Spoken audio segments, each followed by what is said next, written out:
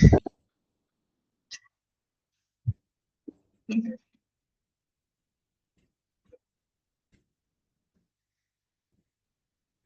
afternoon.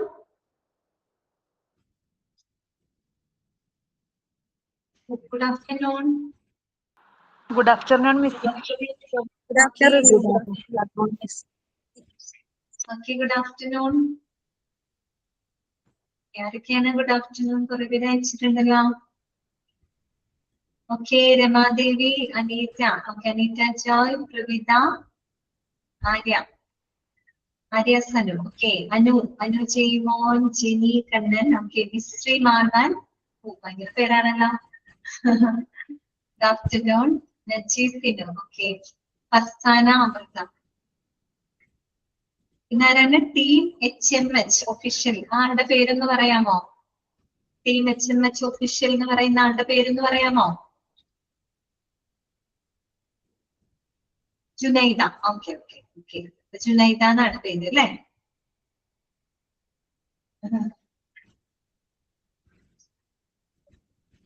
പിന്നെ എന്തൊക്കെയുണ്ട്? എല്ലാവരും സുഖമായിട്ട് ഇരിക്കുന്നില്ലേ?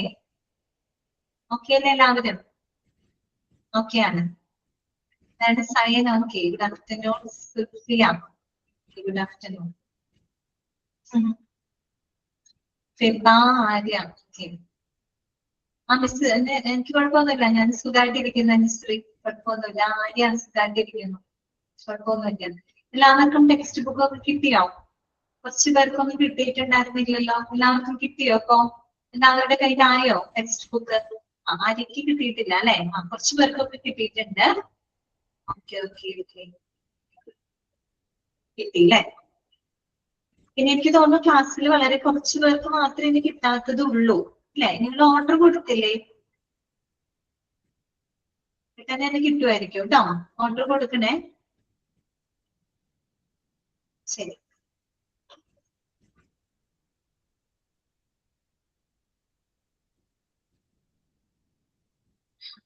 ഓക്കെ ഓക്കെ ഓക്കെ, ഓർഡർ കൊടുത്തു കിട്ടിയിട്ടില്ല.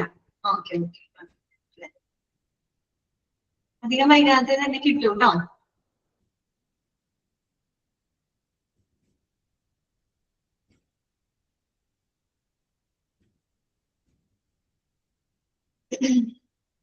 ഇന്നലെ നമ്മൾ പഠിച്ച കാര്യങ്ങള് എന്തൊക്കെയായിരുന്നു? നമ്മൾ ഇന്നത്തെ ക്ലാസ്സിൽ പഠിച്ചത് എന്തൊക്കെയായിരുന്നു? നമ്മൾ ഹോസ്പിറ്റലിനെ 3ആയിട്ട് ഡിവൈഡ് ചെയ്തു അല്ലെ? ഇതൊക്കെയായിരുന്നു medical department, supportive department, administrative department അല്ലെ? നമ്മുടെ CSST, അതുപോലെ മോർച്ചറി, പിന്നെ ഏതായിരുന്നു ഹൗസ് കീപ്പിംഗ്, ലോണ്ടറി, ഇതൊക്കെ ഏത് വിഭാഗത്തിലാണ് വരുന്നത് എന്ന് പറഞ്ഞേ? ഏത് വിഭാഗത്തിലായിരുന്നു? ജനറലാണ്. സപ്പോർട്ടീവ് ഡിപ്പാർട്ട്മെന്റ് ജനറലാണ്. ജനറൽ ഏതാണ്? Supportive department. അതായത് ഞാൻ ചോദിച്ചത് മെഡിക്കൽ ഡിപ്പാർട്ട്മെന്റ് ആണോ, സപ്പോർട്ടീവ് ആണോ, അഡ്മിനിസ്ട്രേറ്റീവ്? അതാണല്ലോ നമ്മൾ മെയിൻ ആയിട്ട് ഡിവൈഡ് ചെയ്തത്. അതിനകത്ത് ഏതിനാണ് വരുന്നത്? സപ്പോർട്ടീവ് ഡിപ്പാർട്ട്മെന്റിനാണ് അല്ലെ? അങ്ങനെയാണെങ്കിൽ നമ്മുടെ ഹ്യൂമൻ റിസോഴ്സ് മാനേജ്മെന്റ് ഉണ്ടല്ലോ, അത് ഏത് ഡിപ്പാർട്ട്മെന്റിലാണ് വരുന്നതെന്ന് പറയാമോ? ഹ്യൂമൻ റിസോഴ്സ് കറക്റ്റ് ആണ്, അഡ്മിനിസ്ട്രേറ്റീവ് ഡിപ്പാർട്ട്മെന്റ് ആണ്. പിന്നെ OPD, IPD ഒക്കെ വരുന്നത് ഏത് ഡിപ്പാർട്ട്മെന്റിലാണ്? മെഡിക്കൽ ഡിപ്പാർട്ട്മെന്റിലാണ്. ഓക്കെ, രമീഷ് നേരത്തെ എന്റെ ഉത്തരാണ് അല്ലെ? അഡ്മിനിസ്ട്രേറ്റീവ് ഡിപ്പാർട്ട്മെന്റ് പറഞ്ഞിട്ടുണ്ട്, കറക്റ്റ് ആണ്. അപ്പൊ അത് ക്ലിയർ ആണ്. പിന്നെ ഇൻപേഷ്യന്റ് ഡിപ്പാർട്ട്മെന്റിൽ അല്ലെ നമ്മൾ ഇൻപേഷ്യൻസിനായിട്ട് എന്തൊക്കെ സേവനങ്ങളാണ് നമ്മൾ കൊടുക്കുന്നത്? പ്രത്യേകം നമ്മൾ എടുത്തു പഠിച്ചില്ലേ? ഇൻപേഷ്യൻസിനായിട്ട് എന്തൊക്കെ സർവീസുകൾ നമ്മൾ കൊടുക്കുന്നുണ്ട്? ഇത് രണ്ടൊക്കെ പറഞ്ഞു നോക്കിയേ.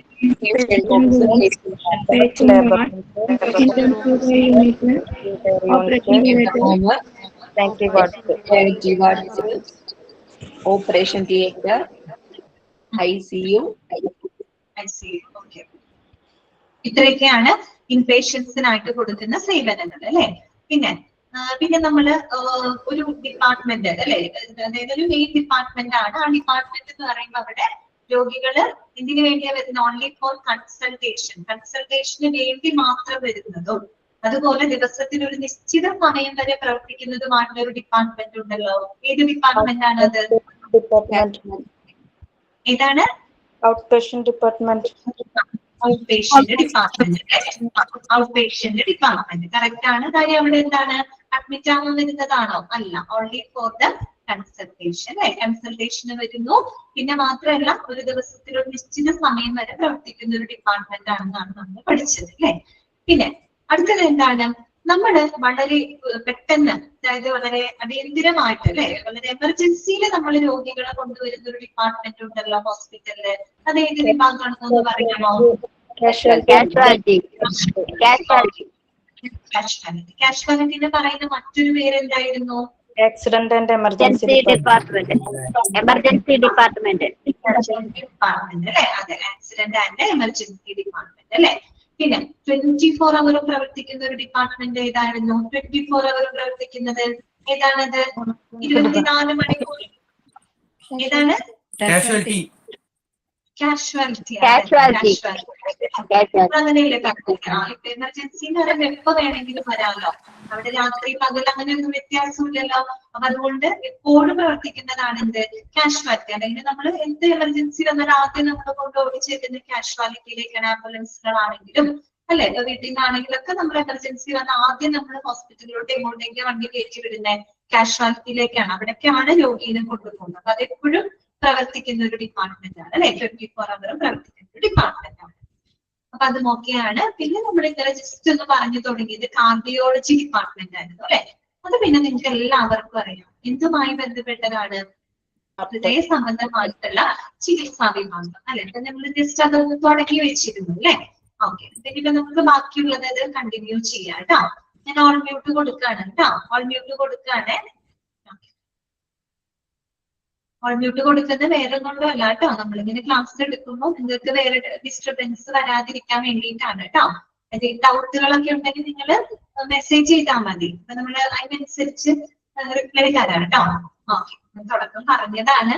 നമ്മൾ പൊതുവെ ഹോസ്പിറ്റൽ അഡ്മിനിസ്ട്രേഷനിലൂടെ ക്ലാസ്സുകൾ കൊടുക്കുമ്പോൾ എല്ലാവരും ഓൾ മ്യൂട്ട് ചെയ്തിട്ടാണ് ക്ലാസ് എടുക്കാറ്. ഓക്കെ, പിന്നെ അല്ലെങ്കിൽ പിന്നെ ബുദ്ധിമുട്ടാണ് വരുന്നത്. മറ്റുള്ള കോഴ്സ് പോലെയാണ്. മറ്റുള്ള കോഴ്സ് പിന്നെ നമ്മള് ഓൺ മ്യൂട്ട് ചെയ്യാറില്ല. പക്ഷെ ഇത് ഓൺ മ്യൂട്ട് ചെയ്തിട്ടാണ് എടുക്കാറ് കേട്ടോ. ഓക്കെ, അപ്പൊ നമ്മൾ ഇന്നലെ പറഞ്ഞത് കാർഡിയോളജി ഡിപ്പാർട്ട്മെന്റിനെ പറ്റിയിട്ടാണ്. നമുക്കറിയാം, നമ്മൾ കൃത്യമായിട്ട് അതിന്റെ ഒരു ഡെഫിനിഷൻ പഠിക്കുകയുണ്ടായാൽ ആ ഡെഫിനിഷൻ നിങ്ങൾ അണ്ടർലൈൻ ചെയ്ത് വെക്കുക കേട്ടോ. കാർഡിയോളജി ഈസ് ദ, ഇതാണ് കേട്ടോ സെക്കൻഡ് സെന്റൻസ് ആണ്. Cardiology is the medical speciality that deals with the diagnosis and treatment of diseases and disorders of the heart അല്ലെ.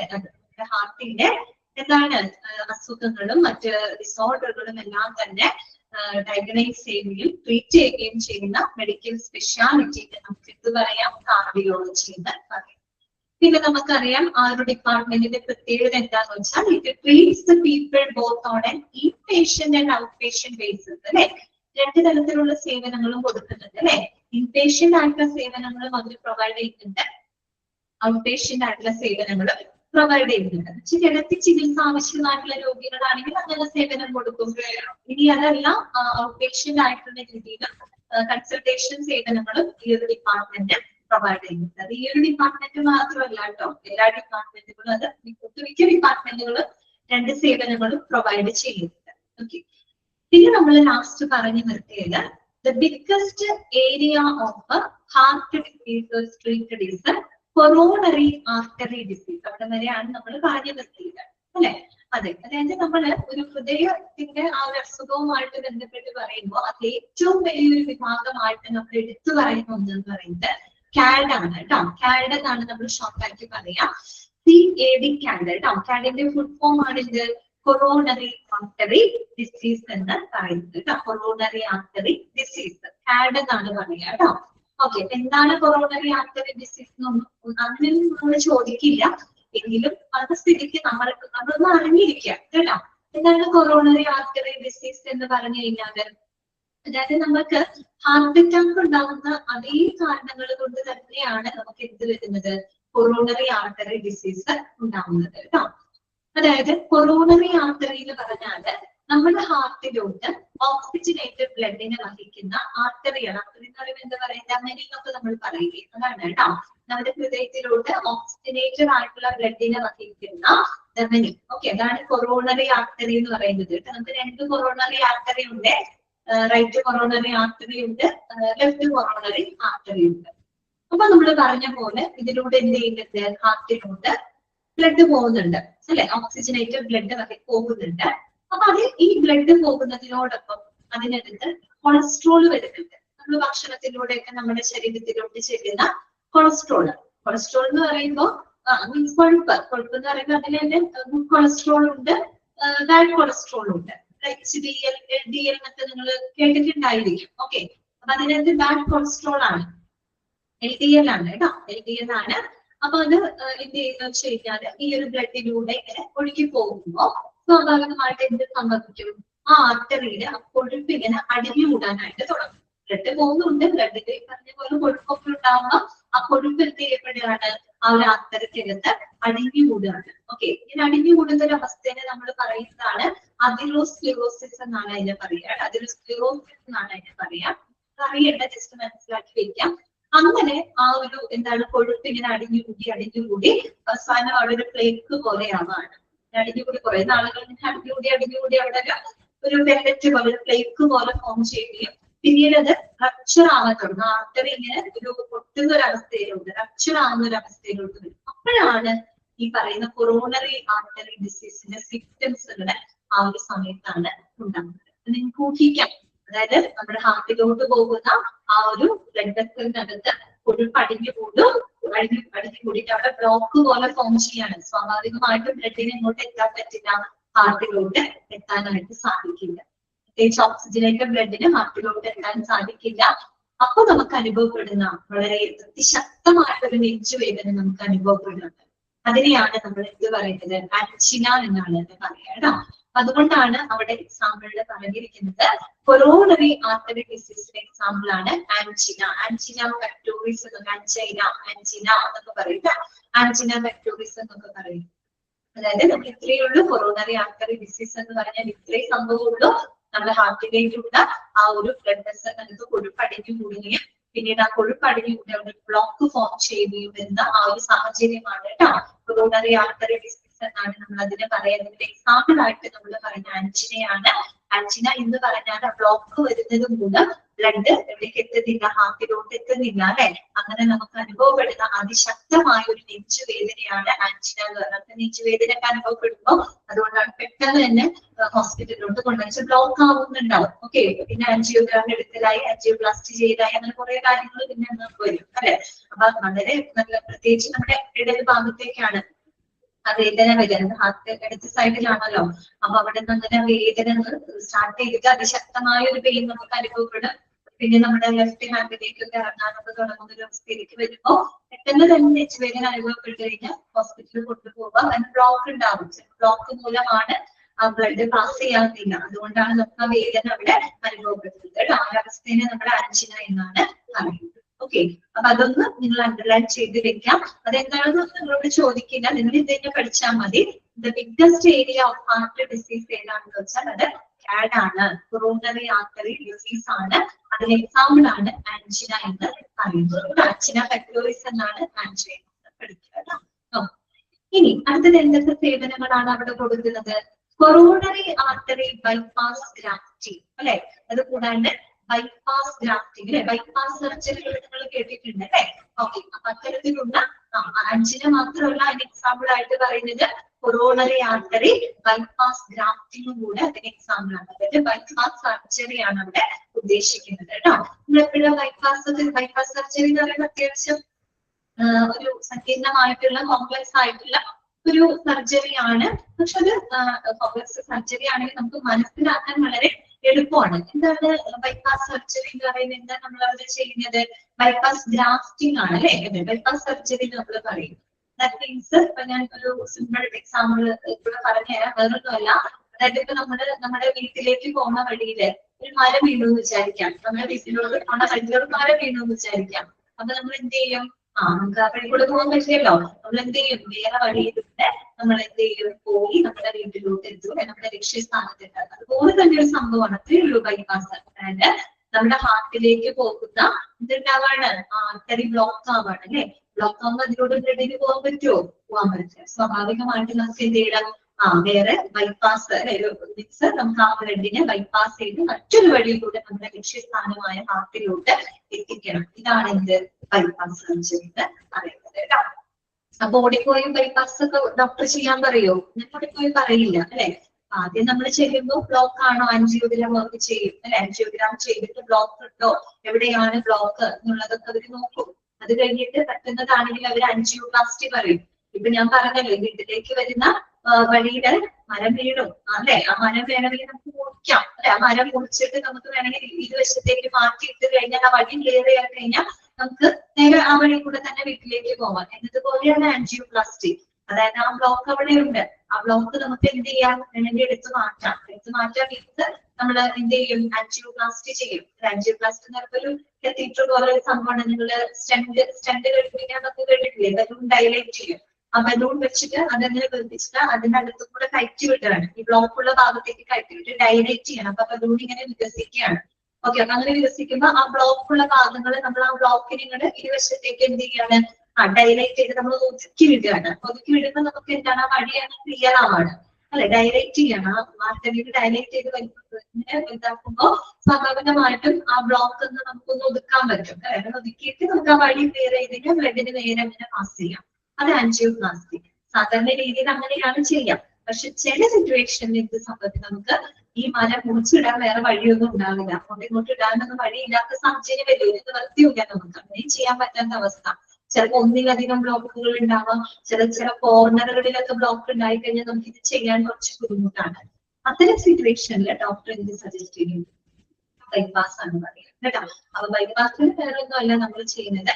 നമ്മൾ അതിലൂടെ പോകുന്ന ബ്ലഡിനെ ജസ്റ്റ് ബൈപ്പാസ് ചെയ്ത് മറ്റൊരു വഴിയിലൂടെ നമ്മൾ തിരിച്ച് ഹാർട്ടിലോട്ട് എത്തിക്കണം. അപ്പൊ അതിന് വേണ്ടിയിട്ട് നമ്മൾ ഗ്രാഫ്റ്റിംഗ് ആണ്, ബൈപ്പാസ് ഗ്രാഫ്റ്റിംഗ് എന്നാണ് പറയുന്നത്. ഗ്രാഫ്റ്റ് ചെയ്യാന്ന് പറയുന്നത് നമ്മുടെ ശരീരത്തിന്റെ തന്നെ മറ്റേതെങ്കിലും ഭാഗത്തു നിന്നുള്ള ഏതെങ്കിലും ഒരു ബ്ലഡ് വെസൽ ആർട്ടറി നമ്മൾ ബ്ലോക്കായ ആർട്ടറിയുടെ മുകളിലോ താഴെയായിട്ട് നമ്മൾ അറ്റാച്ച് ചെയ്യാണ്. ഗ്രാഫ്റ്റ് ചെയ്തിട്ട് ആ വഴിയിലൂടെ എന്തിനു കടത്തിവിടുകയാണ്? ബൈപ്പാസ് ചെയ്യാണ്. ആ ബ്ലഡിനെ നമ്മൾ ആ ഒരു പുതിയ വഴിയിലൂടെ ആ ഗ്രാഫ്റ്റിലൂടെ നമ്മൾ കടത്തി ഇങ്ങോട്ടേക്ക് തിരിച്ച് നമ്മൾ എത്തിക്കുകയാണ്, നമ്മുടെ ഹാർട്ടിലോട്ട് എത്തിക്കുകയാണ്. ഇതാണ് എന്ത് ബൈപ്പാസ് സർജറി എന്ന് പറയുന്നത്. ഓക്കെ, അപ്പോ ജസ്റ്റ് ഇതൊക്കെ ഒന്ന് മനസ്സിലാക്കി വെച്ചാൽ മതി. അപ്പൊ ഇത് ഇതിന്റെ എക്സാമ്പിൾ ആണ്, കാഡിന് എക്സാമ്പിൾ ആണ് കേട്ടോ. ഇതൊക്കെ ഏത് ഡിപ്പാർട്ട്മെന്റിലാണ് ചെയ്യുന്നത്? കാർഡിയോളജി ഡിപ്പാർട്ട്മെന്റിലാണ് ചെയ്യുന്നത്. ഓക്കെ, അടുത്തത് എന്താണ്? Cardio vascular surgery deals with the surgical treatment of heart and blood vessels. അത് ഞാൻ ചെയ്തു വെക്കാം. അതങ്ങനെ ഡയറക്റ്റ് വേണമെങ്കിൽ നിങ്ങളോട് ചോദിക്കാം. Cardiovascular surgery that deals with the surgical treatment of the heart and blood vessels. Cardio എന്ന വാക്ക് ഹാർട്ടുമായിട്ട് ബന്ധപ്പെട്ടതാണെങ്കിൽ വാസ്കുലാർ എന്ന് കേട്ടാൽ വെസൽസ് ആണ്. ഏത് വെസൽസ്? ബ്ലഡ് വെസൽസ് കേട്ടോ. ഓക്കെ, അപ്പൊ പഠിക്കുക കേട്ടോ. കാർഡിയോ എന്ന് പറയുമ്പോൾ ഹാർട്ട് ആണെന്ന് അറിയാം. വാസ്കുലാർ മീൻസ് ബ്ലഡ് വെസൽസ് ആണ്, രക്തക്കുഴലുകളിലെ അതിനെയാണ്. അപ്പൊ കാർഡിയോ വാസ്കുലർ സർജറി എന്ന് പറഞ്ഞാല് വോയിസ് ക്ലിയർ ആണോ? എല്ലാവരോടുള്ള ചോദ്യമാണ് അമൃതയുടെ. വോയിസ് എല്ലാവർക്കും ക്ലിയർ ആണോ? മിസ്സിന്റെ വോയിസ് എല്ലാവർക്കും കേൾക്കാൻ പറ്റുന്നില്ലേ? ഓക്കെ, അമൃത നെറ്റിന്റെ വല്ല ഇഷ്യൂ ഉണ്ടാവും കേട്ടോ. ഒരു കാര്യം ചെയ്യണം, വോയിസ് ക്ലാരിറ്റി ഇല്ലാത്തവര് ഒന്ന് ക്ലിയർ ആണ്. ഓക്കെ, ജസ്റ്റ് ഒന്ന് ലെഫ്റ്റ് ആയിട്ട് ഒന്നും കൂടെ റീജോയിൻ ചെയ്ത് നോക്കൂ കേട്ടോ. ചിലപ്പോ ശരിയാവും, നെറ്റിന്റെ ആയിരിക്കും കേട്ടോ. വേറെ ആർക്കും പ്രശ്നം പറയുന്നില്ല.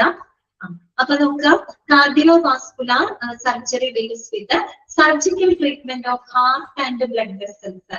ഹാർട്ടും ബ്ലഡ് വെസൽ, അതുകൊണ്ടാണ് വാസ്കുലർ എന്ന് കൂടെ പേരിനകത്ത് വന്നത് കേട്ടോ.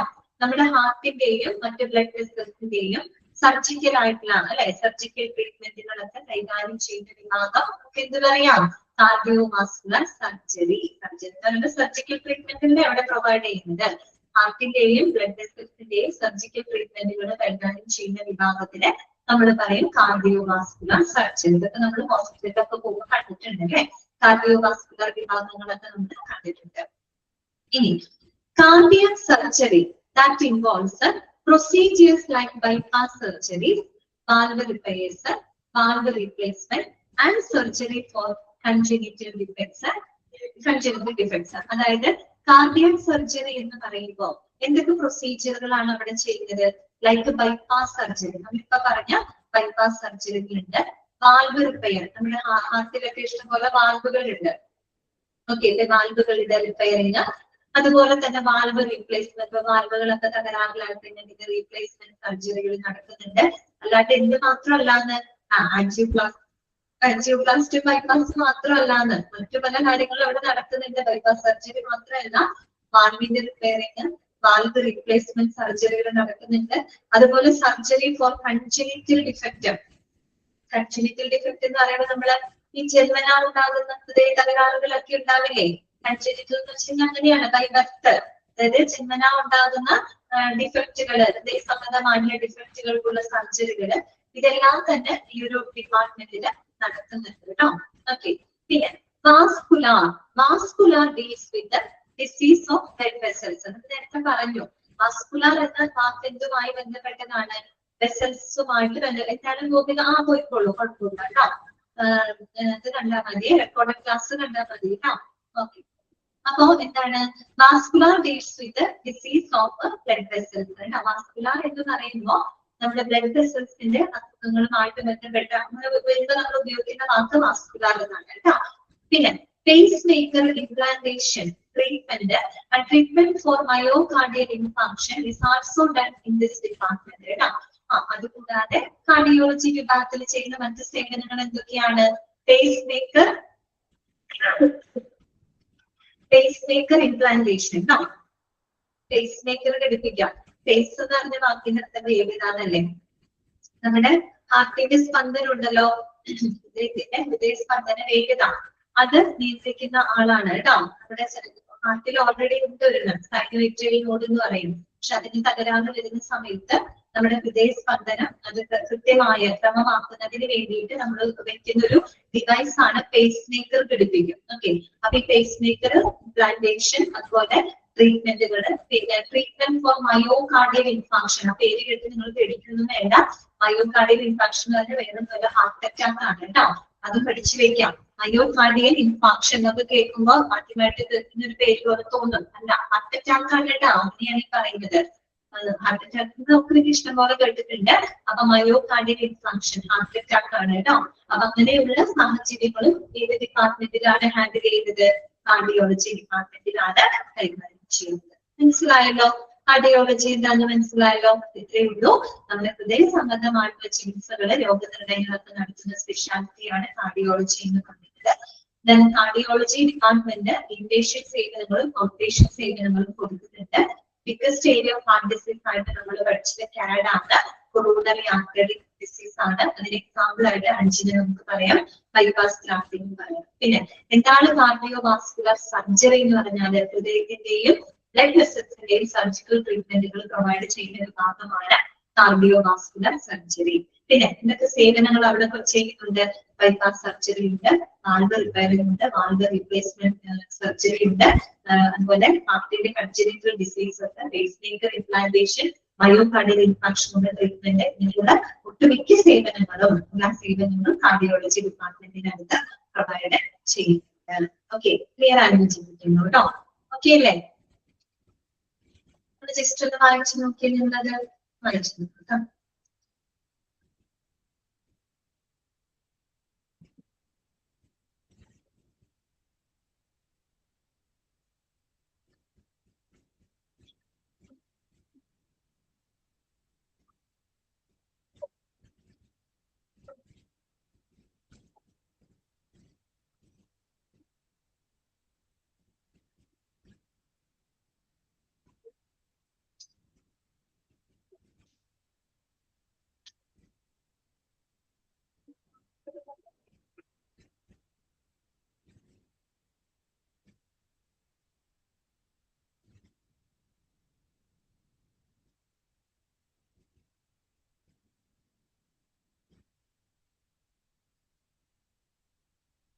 കിട്ടിയോ എല്ലാവർക്കും? ഓക്കെ ആണോ? അടുത്ത ഡിപ്പാർട്ട്മെന്റ് പറയട്ടെ. നെക്സ്റ്റ് ഡിപ്പാർട്ട്മെന്റ് ആണ് നമുക്ക് പഠിക്കാനുള്ളത് അനസ്തേഷ്യോളജി. ഓക്കെ, പേരിൽ തന്നെ നമുക്ക് അറിയാലോ, അനസ്തേഷ്യ കൊടുക്കുന്ന ഡിപ്പാർട്ട്മെന്റ് ആണ് കേട്ടോ അനസ്തേഷ്യോളജി. നമ്മൾ എപ്പോഴാണ് സാധാരണ അനസ്തേഷ്യ കൊടുക്കുക? സർജറിക്ക് മുൻപായിട്ടല്ലേ? സർജറിക്ക് മുൻപായിട്ടാണ് നമ്മൾ അനസ്തേഷ്യ കൊടുക്കുന്നത് അല്ലെ? ഓക്കെ, അപ്പൊ നോക്കാം. Doctors in this department administer anesthesia for the patients for the procedures and the surgeries. The anesthesiology will administer. Okay. So നമുക്കറിയാം നമ്മൾ പൊതുവെ എന്തെങ്കിലും സർജിക്കൽ പ്രൊസീജിയർ ഒക്കെ ചെയ്യുന്നതിന് മുൻപായിട്ട് രോഗികൾക്ക് അനസ്തേഷ്യ കൊടുക്കുന്നുണ്ട്. പ്രധാനമായിട്ടും ഇമ്പോർട്ടന്റ് ആണ് കേട്ടോ. പ്രധാനമായിട്ടും 3 തരത്തിലുള്ള അനസ്തേഷ്യയാണ് ഉള്ളത് കേട്ടോ. ഏതൊക്കെയാണ് 3 types of anesthesia എന്ന് അറിയാമോ? ഒന്ന് general anesthesia. First one എന്താണ്? General anesthesia. Second one local anesthesia. And third one regional anesthesia. കിട്ടിയോ? അപ്പൊ 3 ടൈപ്പ് അനസ്തേഷ്യ ആണുള്ളത് കേട്ടോ. ഇതൊക്കെയാണ് general anesthesia, local anesthesia, regional anesthesia. എന്തൊക്കെയാണ് ഇതിന്റെ പ്രത്യേകത എന്ന് നമുക്ക് നോക്കാം കേട്ടോ. ഫസ്റ്റ് വൺ ആണ് general anesthesia. എന്ന് പറഞ്ഞാൽ എന്താണ്? General anesthesia is medicine that is administered by an anesthesiologist, a medical doctor, through a mask or an IV cannula placed in the vein. Underline ചെയ്യാട്ടോ. അപ്പോ നമ്മൾ പൊതുവെ ജനറൽ അനസ്തേഷ്യ എങ്ങനെയാണ് നമ്മൾ കൊടുക്കുന്നത്? ഒന്നുകിൽ മാസ്ക് മുഖേന കേട്ടോ, മാസ്ക് വഴിയായിട്ട് കൊടുക്കുക, അല്ലെങ്കിൽ IV കാനുല. IV എന്താണ്? ഇൻട്രാവെനസ് അല്ലെ? Intravenous that means into the vein, directly into the vein. നമ്മൾ വെയിലേക്ക് കാനുല വെക്കാറില്ലേ? IV ആന്റിബയോട്ടിക് ഒക്കെ എടുക്കാറില്ലേ? IV ഇഞ്ചക്ഷൻ ഒക്കെ നിങ്ങൾ കേട്ടിട്ടില്ല? IV എന്ന് പറയുന്നത് എന്താണ്? ഇൻട്രാവെനസ് എന്നാണ് കേട്ടോ. That means inserted, directly inserted into the vein. നമ്മൾ നേരിട്ട് വെയിനിലേക്ക് ഇൻസേർട്ട് ചെയ്യാണ് കേട്ടോ. അപ്പൊ ഒന്നുകിൽ മാസ്ക് മുഖേന അല്ലെങ്കിൽ IV കാനുല വഴിയായിട്ടാണ് നമ്മൾ എന്ത് കൊടുക്കുന്നത്? ജനറൽ അനസ്തേഷ്യയില് രോഗികൾക്ക് മരുന്ന് മെഡിസിൻ അഡ്മിനിസ്റ്റർ ചെയ്യുന്നത് അങ്ങനെയാണ്. ഒന്നുകിൽ മാസ്ക് വഴിയായിട്ട് കൊടുക്കും, അല്ലെങ്കിൽ നമ്മൾ IV കാനുല വഴിയായിട്ടാണ് അനസ്തേഷ്യ അവിടെ കൊടുക്കുന്നത്. ഇനി ജനറൽ അനസ്തേഷ്യയുടെ പ്രത്യേകത എന്താണെന്ന് അറിയാമോ? While anaesthesia is working, patient will become unconscious. അപ്പൊ ജനറൽ അനസ്തേഷ്യ കൊടുക്കുമ്പോൾ രോഗി കംപ്ലീറ്റ് ആയിട്ട് എന്താവാണ്? അൺകോൺഷ്യസ് ആവാണ്, ബോധാവസ്ഥയിലോട്ട് പോകും, സ്ലീപ്പിംഗ് മോഡിലോട്ട് പോകുന്നു അറിയില്ല കേട്ടോ. അതാണ് എന്ത്? General anaesthesia. അപ്പൊ നമ്മൾ പൊതുവെ വലിയ കോംപ്ലക്സ് ആയിട്ടുള്ള സർജറി, ഇപ്പൊ നേരത്തെ പറഞ്ഞ ബൈപ്പാസ് സർജറികള്, അതുപോലെ സ്പൈനൽ സർജറികള്, ഇതൊക്കെ നമ്മൾ ചെയ്യുന്ന സമയത്ത് കൊടുക്കുന്നതൊക്കെ ജനറൽ അനസ്തേഷ്യയാണ് കൊടുക്കുക കേട്ടോ. ജനറൽ അനസ്തേഷ്യയാണ് പൊതുവെ കൊടുക്കാറുള്ളത്. കാര്യം എന്താന്ന് വെച്ച് കഴിഞ്ഞാല് അത് കോംപ്ലക്സ് ആയിട്ടുള്ള സർജറികൾക്കൊക്കെ. അപ്പൊ അത്തരം സർജറികൾ ചെയ്യണം. അനസ്തേഷ്യ കൊടുക്കുമ്പോൾ രോഗി കംപ്ലീറ്റ് എന്താവാണ്? അൺകോൺഷ്യസ് ആവാണ്, അബോധാവസ്ഥയിലോട്ട് പോവാണ്, സ്ലീപ്പിംഗ് മോഡിലോട്ട് രോഗി പോവാണ് കേട്ടോ. അത്രയേ ഉള്ളൂ. അതാണ് എന്ത്? General anaesthesia. നമുക്ക് അത്രയും മനസ്സിലാക്കിയാൽ മതി കേട്ടോ. രണ്ടാമതാണെന്ത്? Local anaesthesia. എന്താണ് ലോക്കൽ അനസ്തേഷ്യ? ആരാണ് ലോക്കൽ അനസ്തേഷ്യ ഉപയോഗിക്കുന്നതെന്ന് അറിയാമോ? ഡെന്റിസ്റ്റുകൾ ഉപയോഗിക്കുന്നത് ലോക്കൽ അനസ്തേഷ്യയാണ്. അത് എടുത്തു ചോദിക്കാറുണ്ട് കേട്ടോ. Local anaesthesia blocks sensation in small areas. ചെറിയ ഏരിയകളിലുള്ള സെൻസേഷൻ ഒക്കെ ബ്ലോക്ക് ചെയ്യാനായിട്ട് നമ്മൾ കൊടുക്കുന്നത് ലോക്കൽ അനസ്തേഷ്യ. പ്രത്യേകിച്ച് നമ്മുടെ ഡെന്റിസ്റ്റുകൾ, ഇപ്പൊ നമ്മൾ ഈ റൂട്ട് കനാലൊക്കെ ചെയ്യാൻ പോകും, അല്ലെങ്കിൽ ചെറിയൊരു പല്ലൊക്കെ പറിക്കാനൊക്കെ പോകുന്ന സമയത്തൊക്കെ നമ്മള് മൊത്തത്തിൽ അവര് അനസ്തേഷ്യ തരാണോ ചെയ്യുന്നത്? ആണോ? അല്ല. പിന്നെന്താണ്? അവിടെ ജസ്റ്റ് ആ ഒരു ഏരിയയിലേക്ക് മാത്രമാണ് അവര് അനസ്തേഷ്യ തരുന്നത് അല്ലെ. എന്നെങ്കിൽ ആ ഏരിയയിൽ ചെറിയൊരു ഇഞ്ചക്ഷനോ ജസ്റ്റ് ഒരു സ്പ്രേ ഒക്കെ ചെയ്ത് കഴിയുമ്പോൾ നമുക്ക് അറിയില്ല അല്ലെ. അവിടെയുള്ള വേദനയൊന്നും നമ്മൾ ആ ഒരു ഭാഗം മാത്രം നമുക്ക് മരവിച്ചിരിക്കും അല്ലെ. അവിടെയുള്ള സെൻസേഷൻ നമുക്ക് കംപ്ലീറ്റ് പോവാണ്. ചെറിയ ഏരിയകളിലേക്കല്ലേ നമ്മൾ കൊടുക്കുന്നുള്ളൂ. അത് തരുമ്പോൾ നമ്മൾ ബോധം കെട്ട് പോകുന്നുണ്ടോ? അത് അൺകോൺഷ്യസ് എങ്ങാനും ആവുന്നുണ്ടോ? ഇല്ല. അല്ല. അപ്പൊ ലോക്കൽ അനസ്തേഷ്യ എന്ന് പറയുമ്പോൾ അത് വളരെ ചെറിയ ഏരിയയിൽ മാത്രം സെൻസേഷനെ ബ്ലോക്ക് ചെയ്യാൻ വേണ്ടി കൊടുക്കുന്നതാണ് ലോക്കൽ അനസ്തേഷ്യ. ഏറ്റവും ഇമ്പോർട്ടന്റ് ആയിട്ട് നിങ്ങൾ നോട്ട് ചെയ്ത് വെക്കേണ്ട പോയിന്റ് ഇതാണ്. Dentist use local anaesthesia when numbering a jaw organs കേട്ടോ. ഡെന്റിസ്റ്റുകൾ ഉപയോഗിക്കുന്ന അനസ്തേഷ്യ ഏതാണ് എന്ന് നിങ്ങളോട് ചോദിച്ചാൽ ഉത്തരം എന്താണ്? ലോക്കൽ അനസ്തേഷ്യയാണ് കേട്ടോ. ഡെന്റിസ്റ്റുകൾ ഉപയോഗിക്കുന്ന അനസ്തേഷ്യ ഏതാണ്? Local anaesthesia. ഓക്കെ. മൂന്നാമത്തെയാണ് എന്ത്? Regional anaesthesia. റീജിയണൽ അനസ്തേഷ്യ എന്ന് പറയുമ്പോൾ നമ്മുടെ ഒരു ബോഡിയുടെ ഒരു പെർട്ടിക്കുലർ റീജിയൻ എന്നുവെച്ചാൽ അത്യാവശ്യം ഒരു ഫുള്ളല്ല, ഒരു പകുതിയോളൊക്കെ വരുന്നില്ലേ ഒരു പ്രത്യേക ഒരു റീജിയൻ എന്ന് പറയുമ്പോൾ കുറച്ച് അല്ലെ, കുറച്ചും കൂടെ ലോക്കൽ പോലെയല്ല, കുറെ കൂടെ ഒരു വൈഡ് ആയിട്ടുള്ള ഏരിയ ഒരു റീജിയൻ ആണ്. റീജിയണൽ അനസ്തേഷ്യ ആർക്ക് കൊടുക്കുന്നതെന്ന് അറിയാമോ? നമ്മുടെ സിസേറിയൻ സെക്ഷൻസിന് കൊടുക്കുന്നത് റീജിയണൽ അനസ്തേഷ്യ ആണ് കേട്ടോ. നോക്കാം. Regional anaesthesia നംസ് A specific portion of the body. നംസ് means എന്താണ്? മരവിപ്പിക്കുക എന്ന അർത്ഥമാണ് കേട്ടോ. അറിയില്ലെങ്കിൽ എഴുതി വെച്ചേക്കണേ. നംസ് എന്ന് പറഞ്ഞ എന്താണ്? മരവിപ്പിക്കുക എന്നുള്ളതാണ് കേട്ടോ. അപ്പോ നമ്മുടെ ബോഡിയുടെ ഏതെങ്കിലും ഒരു പർട്ടിക്കുലർ ഭാഗം മരവിപ്പിക്കുന്ന രീതിയിലുള്ള അനസ്തേഷ്യയാണ് റീജിയണൽ അനസ്തേഷ്യ എന്ന് പറയുന്നത്. അടുത്ത ഭാഗം അണ്ടർലൈൻ ചെയ്യാം. Caesarean sections are done with regional anaesthesia. Caesarean ചെയ്യുന്നതിന് എന്താണ് കൊടുക്കുന്നത്? റീജിയണൽ അനസ്തേഷ്യ ആണ് കൊടുക്കുന്നത് കേട്ടോ. എന്ന് വെച്ചാൽ നട്ടെല്ലിന് ഒരു ഇഞ്ചക്ഷൻ കൊടുക്കും. അതോട് കൂടിയിട്ട് നമുക്ക് താഴ്ഭാഗത്തേക്ക് ഒന്നും അറിയില്ല അല്ലെ. പക്ഷെ നമ്മൾ കോൺഷ്യസ് ആണോ? കോൺഷ്യസ് ആയിരിക്കും. പേഷ്യന്റ് എന്തായിരിക്കും? കോൺഷ്യസ് ആയിരിക്കും. ഓക്കെ, കോൺഷ്യസ് ആയിരിക്കും. അവർക്ക് അറിയാം ഇങ്ങനെ ഒരു പ്രൊസീജിയർ ചെയ്യുന്നുണ്ടെന്നും അതൊക്കെ അവർ കാണുന്നുണ്ട്, അറിയുന്നുണ്ട് അല്ലെ. പക്ഷെ എന്താണ്? വേദന മാത്രം അവർക്ക് അറിയുന്നുണ്ടാവില്ല അല്ലെ. ബാക്കി അവര് കോൺഷ്യസ് ആണ്. ചുറ്റും നടക്കുന്ന കാര്യങ്ങളൊക്കെ അവർക്ക് അറിയാൻ പറ്റും അല്ലെ. പക്ഷെ ആ ഒരു അബ്ഡോമിന് താഴേക്കുള്ള ഭാഗത്തേക്ക് നമുക്കൊന്നും എന്താണ് വേദന അറിയില്ല എന്ന് മാത്രം. അതാണ് എന്ത്? Regional anaesthesia. സിസേറിയൻ ഒക്കെ കഴിഞ്ഞിട്ടുള്ളവർക്ക് അറിയാൻ പറ്റും. അല്ലാതെ നമ്മള് ഇഷ്ടംപോലെ സോഷ്യൽ മീഡിയയിലൊക്കെ കണ്ടിട്ടുണ്ടാവുമല്ലോ റീജിയണൽ അനസ്തേഷ്യ. അപ്പോ നട്ടെല്ലിനാണ് ആ ഇഞ്ചക്ഷൻ കൊടുക്കുന്നത്. റീജിയണൽ ആണ്. റീജിയനിലോട്ട് നമ്മൾ അനസ്തേഷ്യ അങ്ങോട്ട് കൊടുക്കുകയാണ്. ഓക്കെ, അപ്പൊ അത് അനസ്തേഷ്യ കൊടുക്കുന്നത് അതിന് വേണ്ടിയിട്ട് സ്പെഷ്യലൈസ്ഡ് ഡോക്ടേഴ്സ് ഉണ്ട് കേട്ടോ. നോർമൽ ഡോക്ടേഴ്സ് അല്ല, അനസ്തേഷ്യ സ്പെഷ്യലിസ്റ്റുകൾ ഉണ്ട്. അങ്ങനെയാണ് അത് കൊടുക്കുന്നത്. കാര്യം അത് കൃത്യമായിട്ട് അനസ്തേഷ്യ ഓരോ രോഗിയുടെ കണ്ടീഷൻ അനുസരിച്ച് കൃത്യമായ ഡോസിൽ വേണം കൊടുക്കാനായിട്ട്. അനസ്തേഷ്യക്ക് കൊടുക്കുമ്പോൾ വളരെ കെയർഫുൾ ആവണം. എന്തെങ്കിലുമൊക്കെ പ്രശ്നങ്ങൾ വന്നു കഴിഞ്ഞാൽ രോഗിക്ക് മരണം വരെയൊക്കെ സംഭവിക്കാം. അതുകൊണ്ട് അനസ്തേഷ്യ കൊടുക്കുന്നതിന് പ്രത്യേക ഡോക്ടർമാരുണ്ട് കേട്ടോ. അനസ്തേഷ്യ സ്പെഷ്യലിസ്റ്റുകൾ ഉണ്ടായിരിക്കും. അണ്ടർലൈൻ ചെയ്യേണ്ടത് ഞാൻ പറഞ്ഞല്ലോ. ഇത് caesarean sections are done with regional anaesthesia കേട്ടോ. Okay, caesarean sections are done with regional anaesthesia. അത്രയേ ഉള്ളൂ.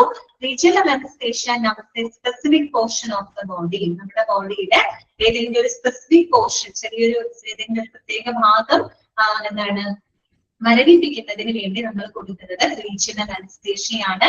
സിസേറിയൻ സെക്ഷൻസുകൾ ചെയ്യുന്നത് റീജിയണൽ ആണ്. ഡെന്റിസ്റ്റുകൾ യൂസ് ചെയ്യുന്നത് ഏതാണ്? അത് ലോക്കൽ അനസ്തേഷ്യയാണ് കേട്ടോ. ഡെന്റിസ്റ്റുകൾ യൂസ് ചെയ്യുന്നത് ലോക്കൽ അനസ്തേഷ്യയാണ്. ജനറൽ അനസ്തേഷ്യയില് മാത്രമാണ് നമ്മുടെ പേഷ്യന്റ് ഫുള്ളി അൺകോൺഷ്യസ് ആവുന്നത് കേട്ടോ. ബാക്കി രണ്ടെണ്ണത്തിനും അവർ അൺകോൺഷ്യസ് ആക്കുന്നില്ല. ഓക്കെ, അതേസമയം ജനറൽ അനസ്തേഷ്യ കൊടുക്കുമ്പോൾ എന്താണ്? ഫുൾ പേഷ്യന്റ് ഫുൾ എന്താവാണ്? അൺകോൺഷ്യസ് ആവാണ്. അബോധാവസ്ഥയിലാവാണ്. അവരൊന്നും തന്നെ അറിയുന്നുണ്ടാവില്ല കേട്ടോ. ഇനി അടുത്തത് എന്താണ് പറയുന്നത്? During the surgery the anesthesiologist will monitor the patient's blood pressure, heart rhythm, temperature, level of consciousness and amount of oxygen in the blood. അതൊന്ന് അണ്ടർലൈൻ ചെയ്ത് പോവുക കേട്ടോ. സർജറിയുടെ സമയത്ത് നമ്മുടെ അനസ്തേഷ്യോളജിസ്റ്റ് എന്തൊക്കെ കാര്യങ്ങൾ മോണിറ്റർ ചെയ്യുന്നുണ്ട്? പേഷ്യന്റിന്റെ BP, അതുപോലെ തന്നെ heart rhythm, temperature, level of consciousness, അവരുടെ ആ ഒരു ബോധാവസ്ഥ എത്രത്തോളം ഉണ്ട്, അതുപോലെ എമൗണ്ട് ഓഫ് ഓക്സിജൻ, സാച്ചുറേഷൻ, നമ്മുടെ ഓക്സിജൻ ബ്ലഡിലുള്ള ഓക്സിജന്റെ ലെവൽ, ഇതെല്ലാം തുടർച്ചയായിട്ട് അവിടെ എന്ത് ചെയ്യപ്പെടുന്നുണ്ട്? മോണിറ്റർ ചെയ്യപ്പെടുന്നുണ്ട്. ഓക്കെ, വെറുതെ അനസ്തേഷ്യ കൊടുത്ത് പോവല്ല, അനസ്തേഷ്യോളജിസ്റ്റ് അവിടെ മോണിറ്റർ ചെയ്യുന്നുണ്ട്. BP എങ്ങനെയാണ്, ഹാർട്ട് റിതം, അവരുടെ ടെമ്പറേച്ചർ, അവരുടെ ലെവൽ ഓഫ് കോൺഷ്യസ്നെസ്, അവരുടെ ബ്ലഡിലുള്ള ഓക്സിജന്റെ അളവ്, ഇങ്ങനെയുള്ള കാര്യങ്ങൾ അവര് എന്ത് ചെയ്യുന്നുണ്ട്? കൃത്യമായിട്ട് മോണിറ്റർ ചെയ്യുന്നുണ്ട്. ഓക്കെ, ക്ലിയർ ആയോ പറഞ്ഞത്? അനസ്തേഷ്യ മനസ്സിലായില്ലേ? അനസ്തേഷ്യോളജി ഓക്കെ അല്ലേ എല്ലാവർക്കും? ഓക്കെ, ജസ്റ്റ് ഒന്ന് വായിച്ചു നോക്കിയത്.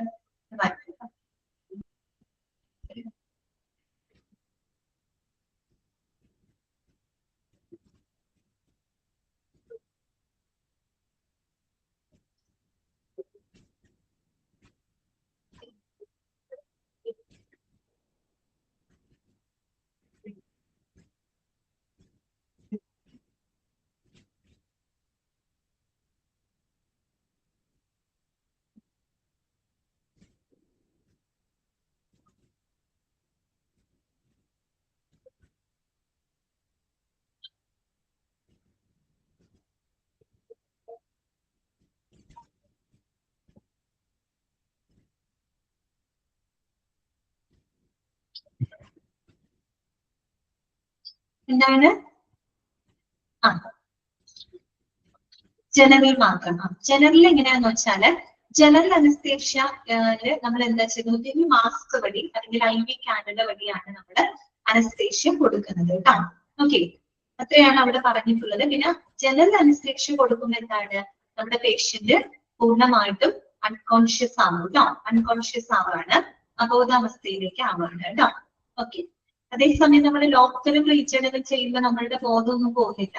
നമുക്ക് ആ ഒരു ഏരിയയിലെ വേദന മാത്രമേ നമ്മൾ അറിയാതിരിക്കുന്നുള്ളൂ. പക്ഷെ നമുക്ക് എന്തുണ്ടാവുക, കോൺഷ്യസ് ആയിരിക്കും കേട്ടോ. പക്ഷെ ജനറൽ അനസ്തേഷ്യയില് പേഷ്യന്റ് കൂടി എന്താവാണ്, അൺകോൺഷ്യസ് ആവാണ് കേട്ടോ.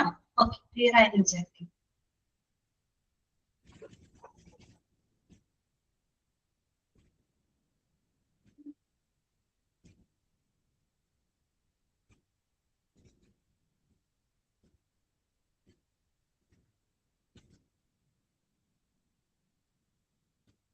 ഇൻട്രാവെയിൻ എന്ന് പറയുമ്പോ ഐ വി എന്നൊക്കെ കേട്ടിട്ടില്ലേ?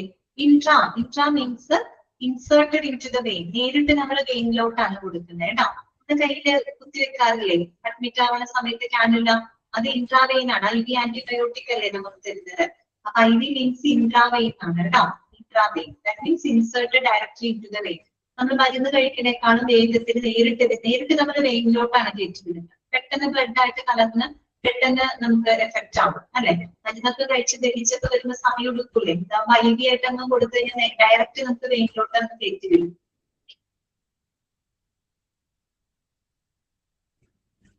ഇത് ഐ വി ആണ് കേട്ടോ, IM അല്ല, ഐ വി ആണ്. ആക്ച്വലി ക്ലിയർ ആയല്ലോ അല്ലെ. വളരെ ബേസിക് ആയിട്ടുള്ള കാര്യങ്ങളാണ് കേട്ടോ നമ്മൾ പഠിക്കുന്നത്. ഇത്ര ഡീപ്പായിട്ടൊന്നും ഇല്ല. ഏറ്റവും ബേസിക് ആയിട്ടുള്ള കാര്യങ്ങളാണ് പഠിക്കുന്നത്. ഇതാവശ്യം. നെക്സ്റ്റ് നമുക്ക് പഠിക്കാനുള്ളത് ക്രിട്ടിക്കൽ കെയർ യൂണിറ്റ്, CCU അഥവാ ICU, intensive care unit. Okay, critical care unit അഥവാ ഇന്റൻസീവ് കെയർ യൂണിറ്റ്, ICU തീവ്ര പരിചരണ വിഭാഗമാണ് അല്ലെ. ഓക്കെ, പേരിൽ തന്നെ നമുക്ക് മനസ്സിലാവുമല്ലോ. അപ്പൊ എന്താണ് critical care units? It's a speciality that cares for patients with acute life threatening illness. കേട്ടോ, അണ്ടർലൈൻ ചെയ്ത് വെക്കണേ.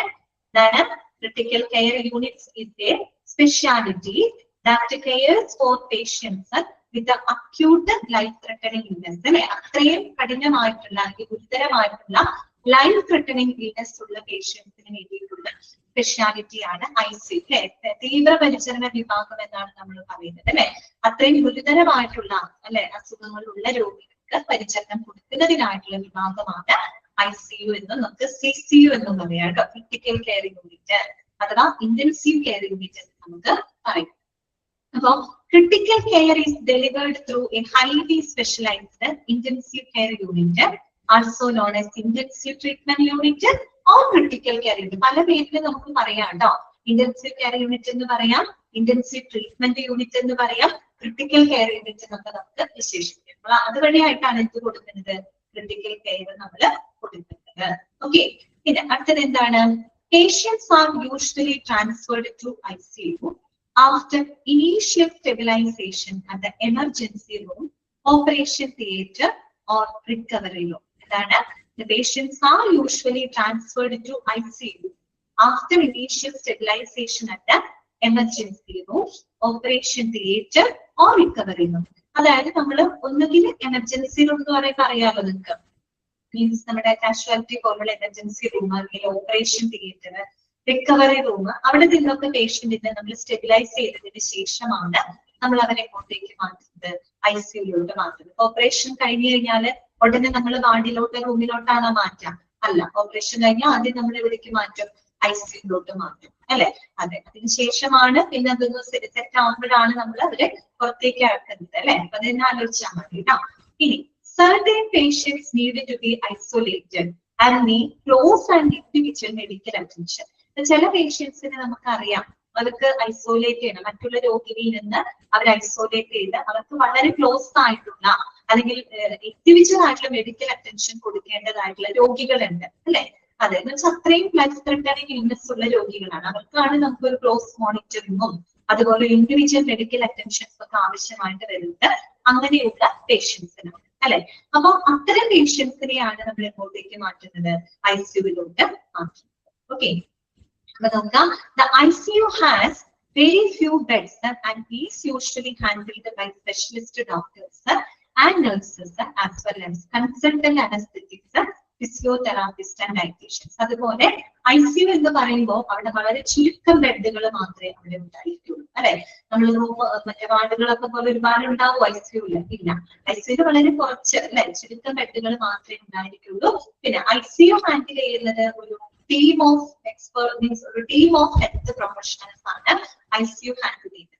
ഓക്കെ, ICU എന്ന് പറഞ്ഞിട്ട് ഒരു ചാപ്റ്റർ നമുക്ക് പഠിക്കാനുണ്ട് കേട്ടോ. ഇന്റൻസീവ് കെയർ യൂണിറ്റ് എന്ന് പറഞ്ഞിട്ട് ഇതേ മൊഡ്യൂളിൽ 11ാമത്തെ നമ്മൾ പഠിക്കുന്ന ചാപ്റ്റർ ICU ആണ്. കുറച്ചുകൂടി ഡീറ്റെയിൽഡ് ആയിട്ട് നമ്മൾ അവിടെ പഠിക്കും. ഞാൻ പറഞ്ഞല്ലോ, ഇതില് നമ്മൾ പഠിക്കുന്ന ഒട്ടുമിക്ക ഡിപ്പാർട്ട്മെന്റുകൾ നിങ്ങൾ പ്രത്യേക ചാപ്റ്ററുകളായിട്ട് പഠിക്കുന്നത്. ഇവിടെ നമ്മളൊരു ജനറൽ ഐഡിയ ഉണ്ടാക്കി എടുക്കുന്നത് മാത്രമേ ഉള്ളൂ കേട്ടോ. അപ്പൊ ഈ ICU എന്ന് പറയുമ്പോൾ അവിടെ കുറച്ച് ബെഡുകൾ മാത്രമേ ഉണ്ടായിരിക്കുള്ളൂ. അവിടെ ഒരു ടീം ഓഫ് ഹെൽത്ത് പ്രൊഫഷണൽസ് ആണ് ICU ഹാൻഡിൽ ചെയ്യുന്നത്. അതിൽ ഡോക്ടേഴ്സ് ഉണ്ടാവും, നഴ്സസ് ഉണ്ടായിരിക്കും, കൺസൾട്ടന്റ് അനസ്തെറ്റിക്സ് ഉണ്ടായിരിക്കും, ഫിസിയോതെറാപ്പിസ്റ്റ് ഉണ്ടാവും, അതുപോലെ തന്നെ ഡയറ്റീഷ്യൻസും അതിന്റെ ഭാഗമായിരിക്കും. ഓക്കെ, ക്ലിയർ ആയോ പറഞ്ഞത്? ICU കിട്ടിയില്ലേ നിങ്ങൾക്ക്? എല്ലാവർക്കും അറിയാവുന്നതാണ് കേട്ടോ. ജസ്റ്റ് ഒന്ന് വായിച്ചു നോക്കിക്കോളൂ.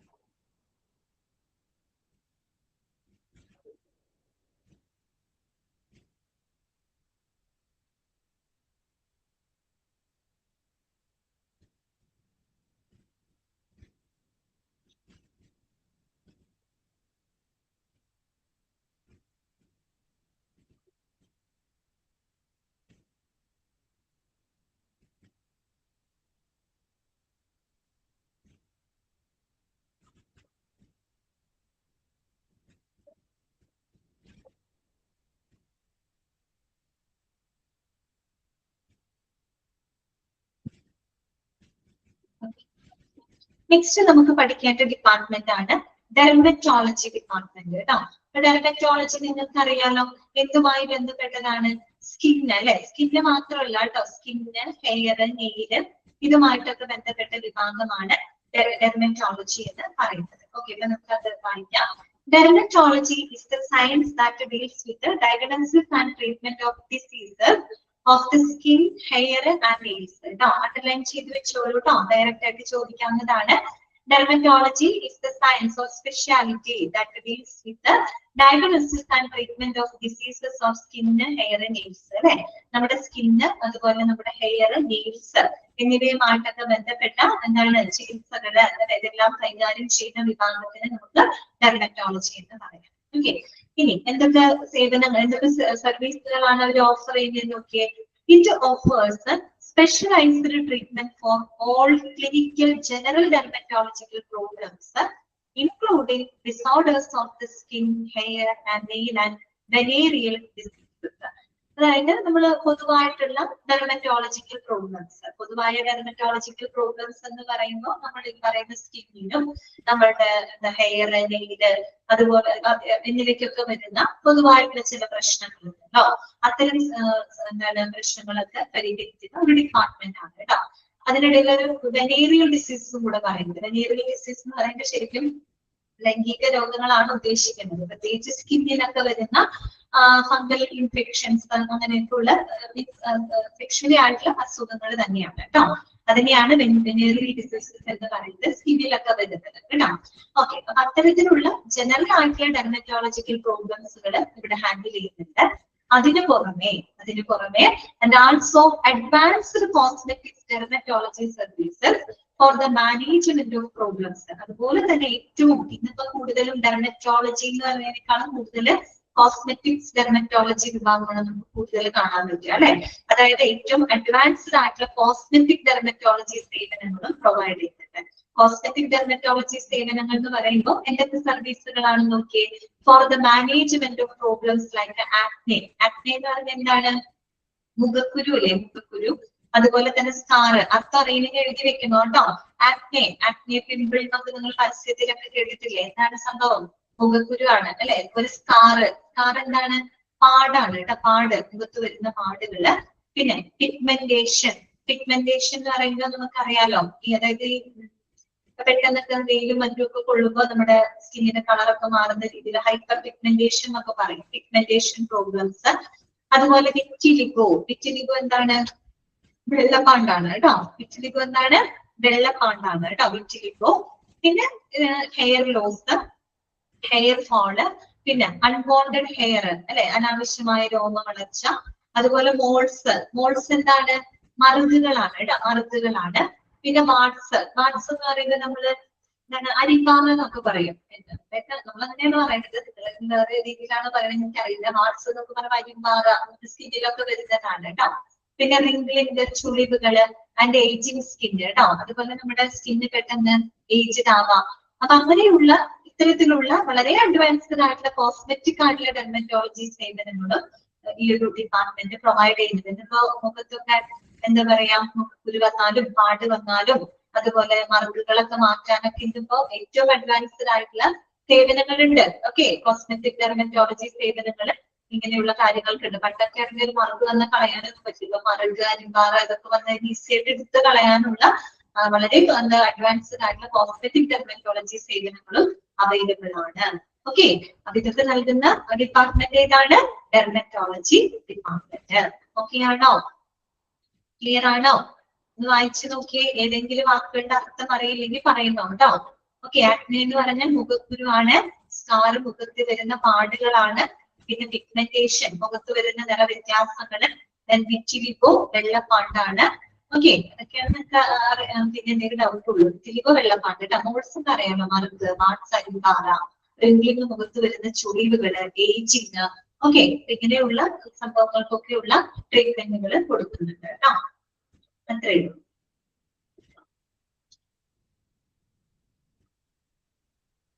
വായിച്ചോളൂ കേട്ടോ.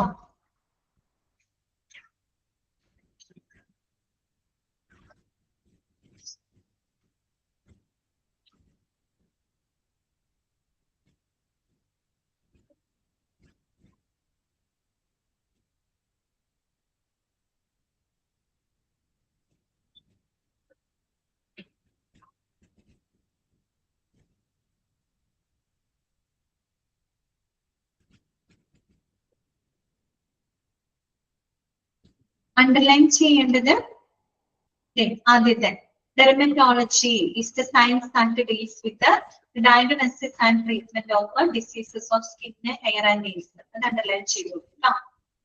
അതുപോലെ തന്നെ നിങ്ങളോട് ചോദിക്കാം, dermatology services for the management of problems like acne, scar ഇതൊക്കെ തരും. അപ്പൊ നിങ്ങൾക്ക് എന്തെങ്കിലും പ്രോബ്ലം തന്നിട്ട് നിങ്ങളോട് ചോദിക്കും, ഇത് ഏത് ഡിപ്പാർട്ട്മെന്റിലാണ് ഹാൻഡിൽ ചെയ്യുന്നത്. നിങ്ങൾ ഡിപ്പാർട്ട്മെന്റുകൾ നമ്മളിവിടെ പഠിക്കുമ്പോൾ എങ്ങനെ പഠിക്കണമെന്ന് അറിയോ? ഓരോ ഡിപ്പാർട്ട്മെന്റ് എന്തുമായിട്ട് ബന്ധപ്പെട്ടതാണെന്ന് മാത്രമല്ല, ചില ഡിപ്പാർട്ട്മെന്റുകൾ നമ്മൾ അതുമായിട്ട് ബന്ധപ്പെട്ട് വരുന്ന അസുഖങ്ങളുടെ പേരുകളൊക്കെ പറഞ്ഞു പോകുന്നുണ്ട്. അപ്പൊ അത് നോട്ട് ചെയ്യണം. ചിലപ്പോ ആ പേര് തന്നിട്ട് നിങ്ങളോട് ചോദിക്കും, ഇതിനുള്ള ചികിത്സ ഏത് ഡിപ്പാർട്ട്മെന്റിലാണ് ചെയ്യുന്നത്. അതായത് എല്ലാം ഡയറക്റ്റ് ചോദിക്കില്ല. What is dermatology, what is ENT അങ്ങനെയല്ല ചോദിക്കുന്നുണ്ടാവാം. ഓക്കെ, ചിലപ്പോ അതിൽ വരുന്ന ഏതെങ്കിലും അസുഖങ്ങൾ തന്നിട്ട് അത് ഏത് ഡിപ്പാർട്ട്മെന്റിലാണ് ചെയ്യുന്നത്. ഇപ്പൊ നിങ്ങൾക്ക് തന്നെ ആൻജിന ഏത് വിഭാഗത്തിലാണ് ഹാൻഡിൽ ചെയ്യുന്നത്. അപ്പൊ ആൻജിന എന്ന് പറയുമ്പോൾ ഹൃദയ സംബന്ധമായിട്ട് വരുന്ന അസുഖമാണെന്നും അത് കാർഡിയോളജി ഡിപ്പാർട്ട്മെന്റ് ആണെന്നും നമുക്ക് മനസ്സിലാവണം. അതുപോലെ നിങ്ങൾക്ക് ഇപ്പൊ മോൾസ്, വാട്സ്, റിംഗ്ലിംഗ്, ഏജിങ് സ്കിന്ന് ഇങ്ങനെയുള്ള പ്രോബ്ലംസുകൾ ഏത് ഡിപ്പാർട്ട്മെന്റിലാണ് ഹാൻഡിൽ ചെയ്യുന്നതെന്ന് വെച്ചാൽ ഇതെല്ലാം ഡെർമറ്റോളജി വിഭാഗവുമായിട്ട് ബന്ധപ്പെട്ടതാണ്. അങ്ങനെ നിങ്ങൾക്ക് മനസ്സിലാവും. ഓക്കെ, അത്രയേ ഉള്ളൂ കേട്ടോ. അടുത്തതാണ് ENT. ENT എല്ലാവർക്കും അറിയാലോ, ഇയർ, നോസ് ആൻഡ് ത്രോട്ട് ആണ് കേട്ടോ. As the name indicates, this department deals with ailments concerned with ear, nose and throat. നമ്മുടെ ചെവി, മൂക്ക്, അതുപോലെ നമ്മുടെ തൊണ്ട, ത്രോട്ട് എന്നിവയുമായിട്ടൊക്കെ ബന്ധപ്പെട്ട ചികിത്സകൾ, അങ്ങനെ അസുഖങ്ങളും മറ്റുമൊക്കെ ചികിത്സിക്കുന്ന വിഭാഗമാണ് ENT വിഭാഗം എന്ന് പറയുന്നത്. അടുത്ത സെന്റൻസ് അണ്ടർലൈൻ ചെയ്ത് വെക്കാം കേട്ടോ. അടുത്ത സെന്റൻസ് അണ്ടർലൈൻ ചെയ്ത് വെക്കാം. A doctor who is trained in the medical and surgical treatment of the ears, nose, throat and related structures of the head and neck is generally referred to an ENT surgeon or ENT specialist അഥവാ otolaryngologist. Underline ചെയ്യാട്ടോ, otolaryngologist. അതായത് നമ്മുടെ ചെവി, അതുപോലെ നമ്മുടെ മൂക്ക്, നമ്മുടെ throat എന്നിവയുമായിട്ട് ബന്ധപ്പെട്ട ചികിത്സകള്, മെഡിക്കൽ സർജിക്കൽ ചികിത്സകളൊക്കെ ചെയ്യുന്നതിന് ട്രെയിനഡ് ആയിട്ടുള്ള, പരിശീലനം ലഭിച്ചിട്ടുള്ള ഡോക്ടർ, സ്പെഷ്യലൈസ്ഡ് ഡോക്ടർ നമ്മൾ പറയാം ENT സർജൻ അഥവാ ENT സ്പെഷ്യലിസ്റ്റ് അഥവാ, അതൊക്കെ നമ്മൾ കേട്ടിട്ടുണ്ട്. അധികം പരിചയമില്ലാത്തൊരു വാക്കാണ് ഓട്ടോ ലാരിങ്കോളജിസ്റ്റ്. അതാണ് ഓട്ടോ ലാരിങ്കോളജിസ്റ്റ് കേട്ടോ. അങ്ങനെ ആ പേര് കണ്ടുകഴിയുന്നത് ആരാന്ന് വിചാരിക്കരുത്. ഓട്ടോളജി എന്നൊക്കെ കേട്ടിട്ടുണ്ട്, അങ്ങനെ കേൾവിയുമായിട്ട് ബന്ധപ്പെട്ടതാണ് കേട്ടോ. അപ്പൊ ഓട്ടോ ലാരിങ്കോളജിസ്റ്റ് ആരാണ്? ENT ഡോക്ടർ, ENT സ്പെഷ്യലിസ്റ്റിനെ പറയുന്നതാണ് കേട്ടോ ഓട്ടോ ലാരിങ്കോളജിസ്റ്റ് എന്ന് പറയുന്നത്. ഓക്കെ, ENT-യിൽ കവർ ചെയ്ത് പോകുന്ന നമ്മുടെ ഭാഗങ്ങൾ ഏതൊക്കെയാണ് നോക്കിയേ.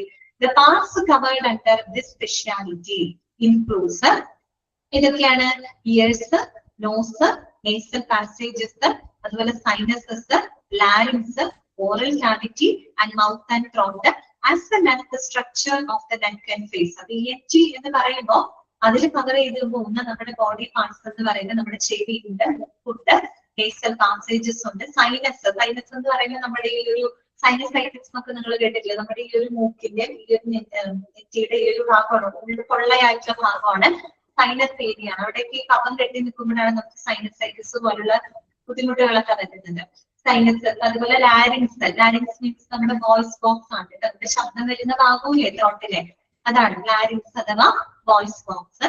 പിന്നെ ഈ പറയുന്ന ഓറൽ ക്യാവിറ്റി, നമ്മുടെ വായിക്കകത്തുള്ള ഭാഗങ്ങള്, ത്രോട്ട്. പിന്നെ ഇതുപോലെ നമ്മുടെ കഴുത്ത്, നമ്മുടെ മുഖം, അതിനോടനുബന്ധിച്ച ഭാഗങ്ങളൊക്കെ ഈ ഒരു വിഭാഗത്തിന്റെ പരിധിയിലാണ് വരുന്നത് കേട്ടോ. നെക്ക്, നമ്മുടെ നെക്കിന്റെയും ഫേസിന്റെ ഒക്കെ അതിനോടനുബന്ധിച്ച ഭാഗങ്ങളൊക്കെ ഉണ്ടല്ലോ. നെക്ക്, ഫേസിന്റെ ഭാഗങ്ങളൊക്കെ ഏത് ഏരിയയിലാണ് കവർ ചെയ്യുന്നത്? ENT വിഭാഗത്തിലാണ് കവർ ചെയ്യുന്നത് കേട്ടോ. Okay, it includes the treatment of variety of ailment. ഇവിടെ എന്തൊക്കെ ട്രീറ്റ്മെന്റുകൾ, എന്തൊക്കെ അസുഖങ്ങൾക്കുള്ള ചികിത്സകൾ ഇവിടെ കൊടുക്കുന്നുണ്ട്, അത് നമ്മൾ പറഞ്ഞിട്ടുണ്ട്. ക്ലാസ്സിൽ പറയാം കേട്ടോ. ഓക്കെ, ഇന്ന് ഇത്രയും ഭാഗങ്ങളൊക്കെ എല്ലാവർക്കും ക്ലിയർ ആണല്ലോ അല്ലെ? ഓക്കെ അല്ലേ എല്ലാവർക്കും? ഓക്കെ, പിന്നെ ഒരു കാര്യം പറയാം, നാളത്തെ ക്ലാസ്സിൽ ഞാനായിരിക്കും കേട്ടോ. H27 നിരൂപിസിന്റെ ക്ലാസ്സിൽ ഞാനായിരിക്കും കേട്ടോ ഉണ്ടായിരിക്കാം. ഓക്കെ, അപ്പൊ നമുക്ക് നാളെ കാണാം. ഓക്കെ, ഇനി വേറെ വല്ല ഡൗട്ട്സോ കാര്യങ്ങളോ ഉണ്ടെങ്കിൽ ചോദിക്കാം കേട്ടോ. ഞാൻ അൺമ്യൂട്ട് ചെയ്തിട്ടുണ്ട്. എന്തെങ്കിലും ഡൗട്ട് ഒക്കെ ഉണ്ടെങ്കിൽ ചോദിക്കാം കേട്ടോ.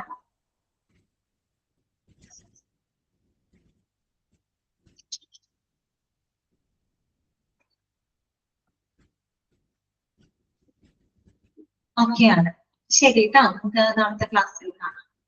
Thank you. Thank you, Miss. Thank you, ma'am.